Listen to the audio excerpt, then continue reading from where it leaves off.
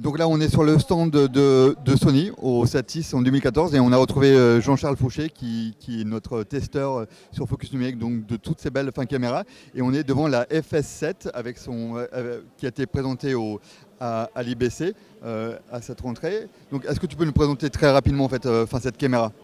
Oui, bah c'est très simple. Pour ceux qui connaissent déjà les caméras à Aton, il y avait un symbole, c'était le chat sur l'épaule. Et c'est vraiment cette idée-là, c'est-à-dire c'est d'avoir une caméra compacte, arrondie, très légère, qui fait de l'hypergamin. Voilà. Donc une caméra très compacte. Alors ça c'est optionnel, cette partie-là c'est optionnel, mais le corps de caméra c'est juste ça. Avec une optique compacte motorisée, avec un cerveau.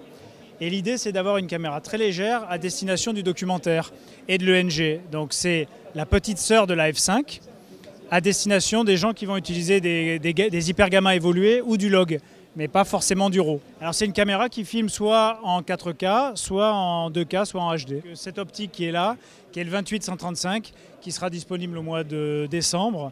L'idée c'est d'avoir une optique motorisée. Donc c'est l'optique par essence dédiée au documentaire. Alors c'est pas forcément un grand angle, puisque c'est un 28 pour une diagonale de capteur qui fait 30 mm. Donc c'est quasiment une focale normale, mais avec un zoom 135. Et l'idée, c'est d'avoir une caméra légère et réactive, avec des zooms, avec des automatismes, et avec une qualité, puisqu'on est en log 10 bits 422 à 500 ou 250 mégabits par seconde. Donc le gros intérêt, c'est, comme je l'ai dit tout à l'heure, c'est la petite sœur de la F5. Elle ne coûte que 7 000 € hors taxe, donc la moitié de la F5. Okay. Alors toujours 4K, donc décidément le Satis est très orienté vers ce format d'image, Quad HD on va dire, même plutôt. On est sur le stand de JVC et on est avec Daniel qui va nous présenter donc les deux nouveautés qui sont prévues pour le début d'année 2015. Bonjour, donc voilà les deux nouvelles caméras qu'on présente en avant-première européenne sur le Satis, qui ont été dévoilées au public la semaine dernière. Donc la GY-HM 170 et la grande sœur, la GY-HM 200. C'est, on va dire, le même châssis caméra avec un monocapteur.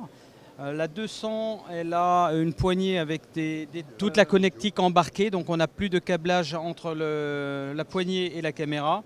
On a les entrées XLR, on a une sortie HDSDI, on a des batteries professionnelles et on a notre fameux connecteur USB qui nous permet de faire du remote, du streaming ou de l'FTP upload. Et ce qu'elle a de nouveau aussi, cette caméra, c'est qu'on peut choisir un flux de transmission RTMP qui permet d'être compatible directement avec des plateformes CDN comme Ustream, etc.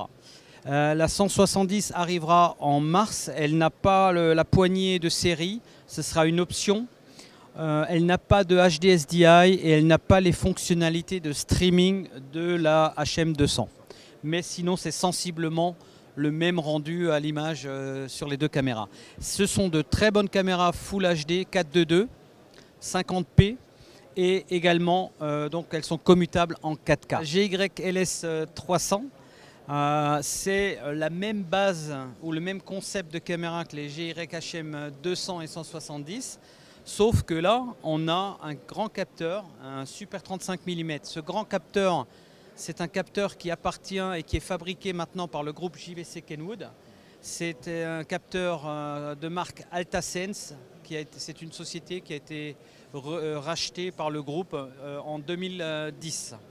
Donc on est maître maintenant de la technologie capteur et processeur, ce qui fait qu'on maîtrise aussi très bien le chaîne prix d'un produit comme celui-ci.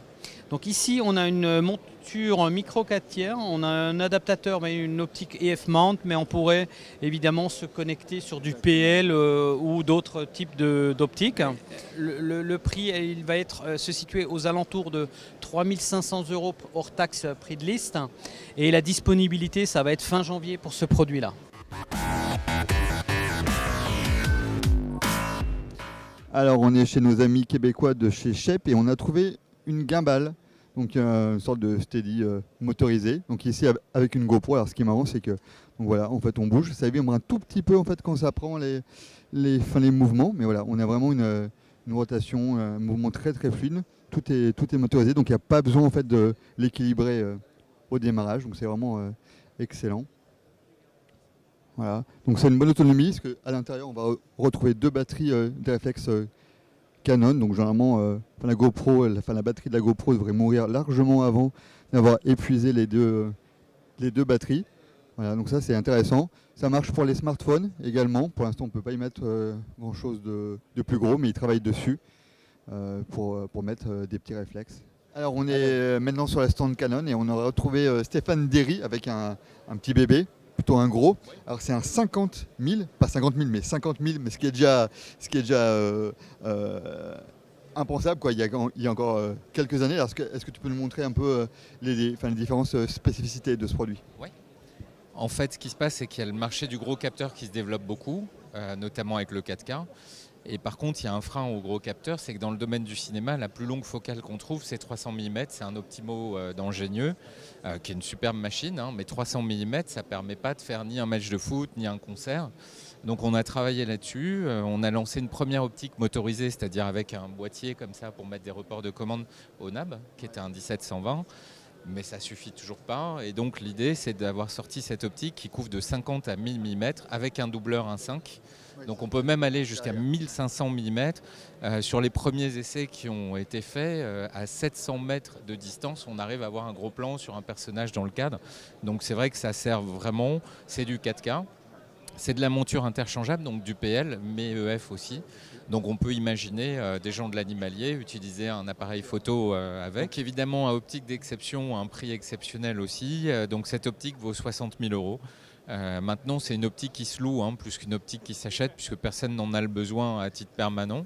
Donc c'est très facile. Vous en avez déjà une quinzaine qui ont été précommandées en France, donc à utiliser à n'importe quel moment pour un budget évidemment bien inférieur. Donc on est un tout petit peu plus loin et donc Stéphane va nous présenter la C100 mais en Mark II avec toutes les petites nouveautés qui sont apparues. Alors on a gardé le Mark II, hein, puisque ça a un peu porté bonheur à la marque jusqu'à maintenant, mais ça reste une nouvelle caméra. C'est la première depuis le lancement de l'EOS Cinéma, hein, qui a commencé en 2011. La C100 Mark II, en fait, elle résout surtout un problème, qui est le problème des automatismes sur les grands capteurs, notamment au niveau du point. Alors quand on a le temps de se poser, de faire un cadre, de chercher une balance des blancs, c'est vrai qu'il y a la C300, la C100 qui sont très bien.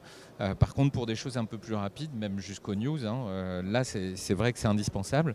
Donc elle est équipée directement du Dual Pixel sur une autre génération de capteurs, hein, qui n'est pas le même que la C100. Le gros intérêt, c'est qu'elle gère 2 flux en même temps, l'un en Full HD et l'autre en MP4, pour pouvoir envoyer directement un fichier compressé par Internet. Donc ça, c'est toujours pratique, notamment pour le news, sachant qu'en plus, la caméra est équipée de Wi-Fi, donc ce qui permet de l'envoyer directement de la caméra. Après, ce qu'on a fait évoluer, c'est l'écran qui est OLED. Donc ça, c'est vrai que c'est une techno qui est vraiment bluffante et l'image est très très belle. Le viseur qui était le point faible de la C100, qui là est vraiment de très très bonne qualité. Puis après, il y a plein de petites fonctions supplémentaires qui ont été rajoutées, des boutons assignables, enfin plein de choses. Le capteur nativement est à 102 000 ISO, ce qui est vraiment très très intéressant. Donc c'est vrai qu'on garde le nom de C100. Mais là, on est plus sur une logique voilà, d'une caméra qu'on peut utiliser seule et rapidement.